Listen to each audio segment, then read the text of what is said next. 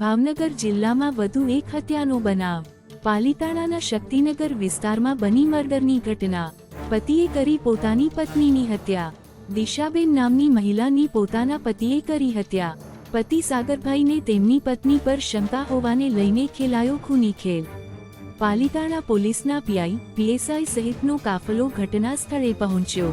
પત્નીની હત્યા નિપજાવનાર આરોપી સાગરભાઈ ચનાભાઈ નામના વ્યક્તિને હસ્તગત કરવામાં આવ્યો।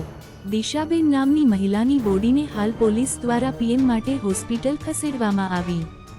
સમગ્ર મામલે પોલીસે વધુ તપાસ હાથ ધરી।